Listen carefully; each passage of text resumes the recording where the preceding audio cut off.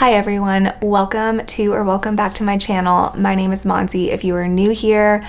Today I'm going to be doing the third installment in my genre TBR series, which is basically where I pick a genre that I read and I tell you the books within that genre that are on my radar that I'm likely to pick up sooner rather than later. In this video, I'm going to be talking about one of my favorite genres to read, which is memoirs. You read the title, so you already know that. I love memoirs. I average about a memoir a month, if not more than that. I just think that they are so valuable. They have so much to offer us. I love being able to step into someone else's shoes and live through an experience that is so different from my own. I love doing that in real life. I love listening to people talk about themselves, and I also like to read about it in books. So without further ado, let's just talk about the 10 memoirs that I'm likely to read in the next year. And I think that will actually happen because, like I said, I read about one memoir a month and I have 10 on this list. So I feel like there's a really high likelihood that by this time next year, I will have read all of these. So the first one that I want to talk about is a popular one. I know a lot of people have read it, but I have yet to get my hands on it, and that is Crying in Mart by Michelle Zauner. In this book, Michelle is dealing with the grief over losing her mother to pancreatic cancer. And from what I understand, she kind of had a fraught relationship with her mom growing up. Her mom was Korean and I think had certain expectations of Michelle in her childhood, and Michelle maybe rejected a little bit of her Koreanness, so they kind of butted heads, which honestly is something that I can relate to so hard. I feel like growing up, I very much rejected my Indianness just because I wanted to fit in. So when I learned about that aspect of this memoir, it was definitely pretty appealing to me because I just wanted to hear a little bit of my own story reflected in someone else. The rest of it is very unfamiliar to me. Anyway, back to Michelle. After her mother passes, I think that she wants to feel closer to her mom and she wants to embrace her Korean identity a little bit more. And she does this through food, hence the name Crying in Mart. Mart is a Korean supermarket. And so there's supposed to be a lot of food descriptions, which I love. I love reading about food, and Korean food is like one of my top cuisines. I always have kimchi in my fridge. I love making Korean food. I love eating Korean food. So getting to read a book that's centered around it is so ideal for me. And I just love the idea of exploring your life through food, because food is so nostalgic and it is such a connector for people because you can cook with people, you can eat with people. Like, it's very much a shared experience, and there's a lot of history there with food oftentimes. So I just think that's such an interesting approach to writing a memoir, and I'm really excited about it. I know that this is supposed to be a really heavy read, and pretty much everyone that I've seen who's read it has cried while reading it. I don't cry a ton during books, I've said this before, but the only book in my recent memory that has made me cry was also a memoir that dealt with grief, loss, and death. And so I just feel like this book has a really high chance of doing it to me again. I've already requested it on audiobook and ebook through the library, so the second I get my hands on either one of those mediums, I am 100% going to read it. So you should expect to hear me talk about this in a wrap-up very soon. Next memoir I want to read and want to talk about is a much lesser known one. I have only heard one person on BookTube mention this book. Otherwise, I've heard nothing about it, and that is Cockroaches by Scholastique Mukasonga. This is about Scholastique's time growing up in Rwanda leading up to the 1994 genocide. The term cockroaches, the title of the book, has nothing to do with the bugs, but this was actually the derogatory term used to describe the tribe that Scholastique was a part of that was the target of this genocide. This is a time period and a year in history that I've really wanted to learn more about, and I specifically have wanted a first-hand account to read about or to listen to. And I heard someone talk about this and immediately I added it to my TBR. Again, another really deep and heavy read, which is kind of what I gravitate towards in general. This is also a really short memoir, I'm pretty sure.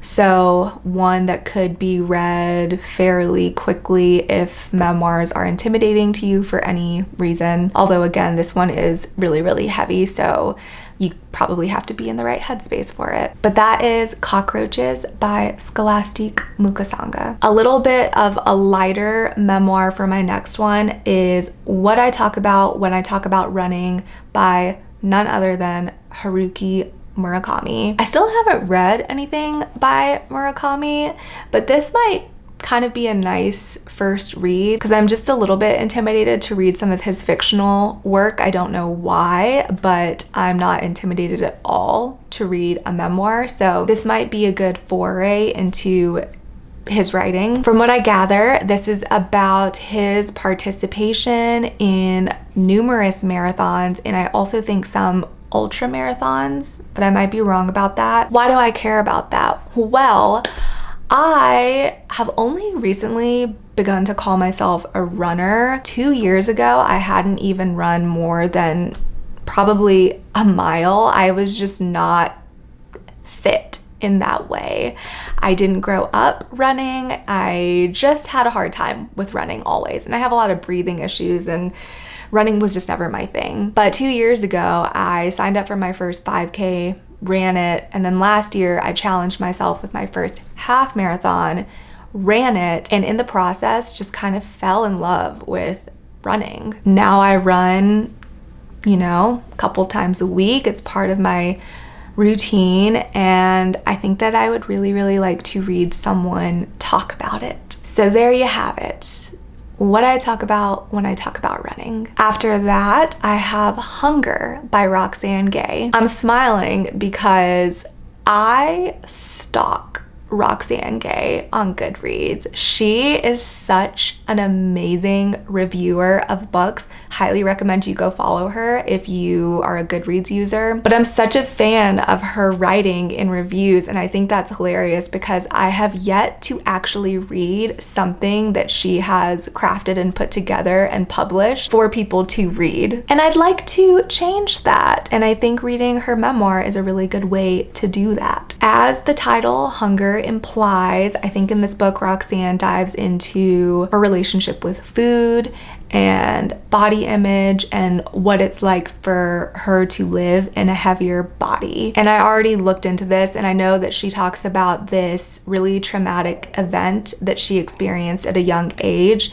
and she takes that event and uses it as a jumping off point to discuss these various topics around food and hunger. The only other book that I've read with slightly similar themes to this one is I'm Glad My Mom Died by Jeanette McCurdy, which is an incredible memoir where Jeanette talks about her struggles with an eating disorder. But I think a big difference between these books is that Jeanette McCurdy is a thin white woman, whereas Roxane is a Black woman who lives in a larger body. And I really just want to hear from that perspective. I just feel like she will have some different insight to share that I am very eager to read about. Following up Hunger, I'm actually going to talk about a memoir that I saw Roxane write a review about, and she just absolutely raved about, Heavy by Kiese Laymon. I first off want to say I have never ever heard of Kiese Laymon, but I love that. I love to read memoirs by people I've never heard about because it's not like well-known people are the only people that have important stories to share. Kiese, I think, starts off this memoir writing about his upbringing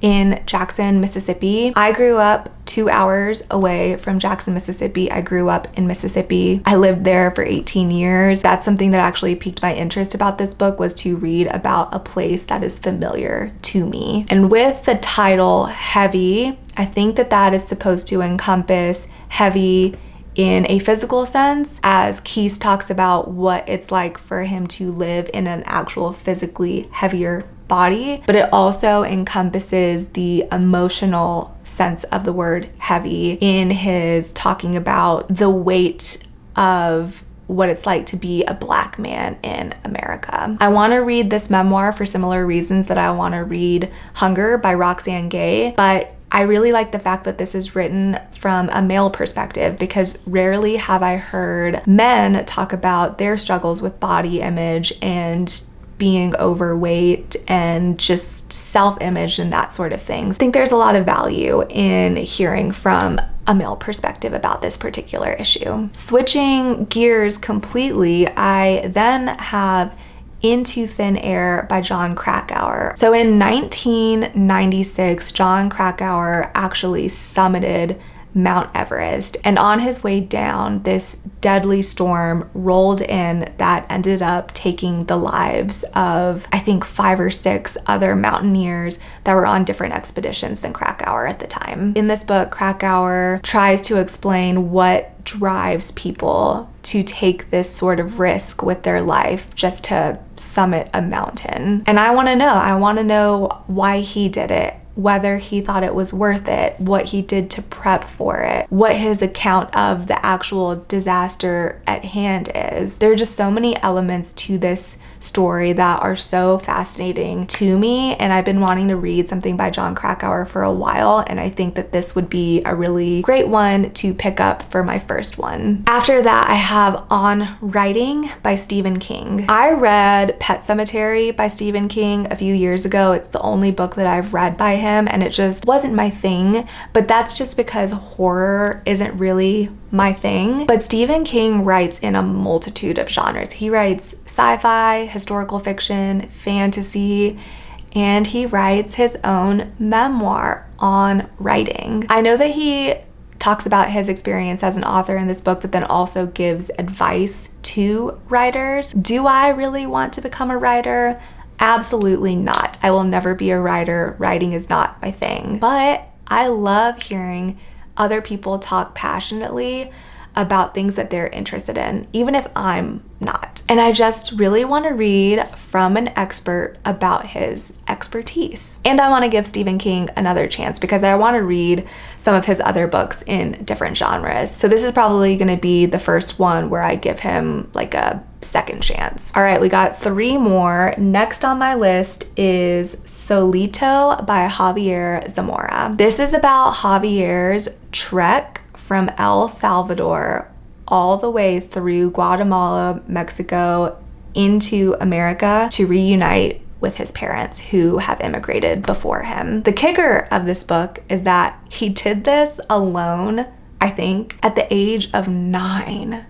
Can you imagine traveling across multiple countries by yourself as a 9-year-old? I think that's crazy. I think that is so wild. This is a book that I know very little about other than what I just told you, but when I heard that kind of brief synopsis, I was so immediately sold. It's a story unlike anything that I've ever read, and I'm already hooked without having even read a single word of this book. The 9th book on my TBR is Kitchen Confidential by Anthony Bourdain. This book is all about Anthony's experience in the restaurant industry. Like I already mentioned with Crying in H Mart, I love reading books about food, so that's kind of why I want to read this one. I just feel like there are going to be so many delicious, delectable food descriptions, and even talking about it, my mouth is watering. That's really all that I have to say about that one, but it is high on my list. Like I really, really, really want to read this book. Okay, and the last book that I'm going to talk to you about before my camera battery dies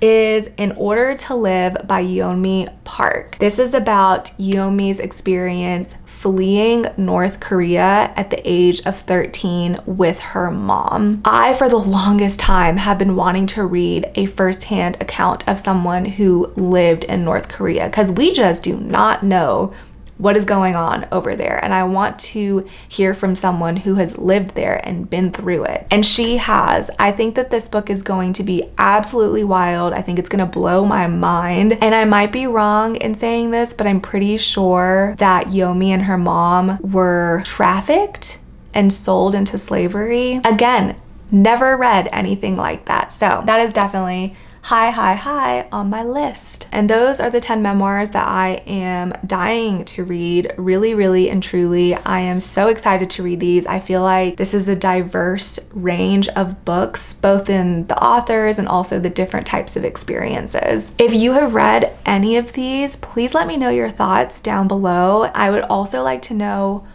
what is the best memoir you've ever read? Maybe I've read it, maybe I haven't, and if I haven't, I would like to. Hi, so my camera battery died and I'm now filming on my phone because I just want to do a really quick outro to this video.